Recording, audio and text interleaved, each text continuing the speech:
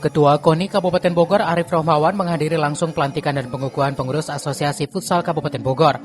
Dalam kesempatan tersebut, Arif meminta kepengurusan baru segera tancap gas menyusun program pembinaan dan strategi persiapan menghadapi Porprov Jawa Barat 2026. Menurut Arif, prestasi futsal Kabupaten Bogor yang sudah dicapai sebelumnya harus dapat dipertahankan dan ditingkatkan. Ia optimistis dengan sinergi antara pengurus, pelatih, dan atlet, futsal Kabupaten Bogor mampu melahirkan pemain berkualitas dan berprestasi. KONI Kabupaten Bogor juga menaruh harapan besar agar cabang olahraga futsal dapat memberikan kontribusi maksimal bagi kontingen Kabupaten Bogor pada ajang olahraga 4 tahunan tersebut. Hari ini kami KONI Kabupaten Bogor menghadiri acara pelantikan pengukuhan pengurus Asosiasi Futsal Kabupaten Bogor yang sekarang dilakukan oleh Dewi Kurniawan. Tentunya harapan KONI pada Bogor Futsal terus pertahankan nilai-nilai yang sudah selama ini dipertahankan menjadi juara ya, medali emas.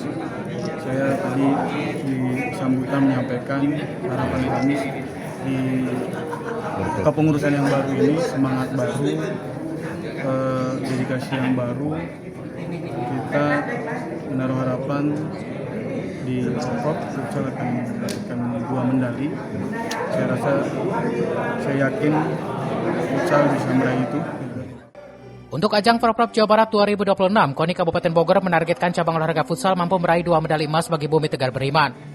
Target tersebut diharapkan menjadi motivasi bagi seluruh jajaran pengurus dan atlet untuk melakukan persiapan secara maksimal. Dari Kabupaten Bogor, Cepi Suryadi melaporkan.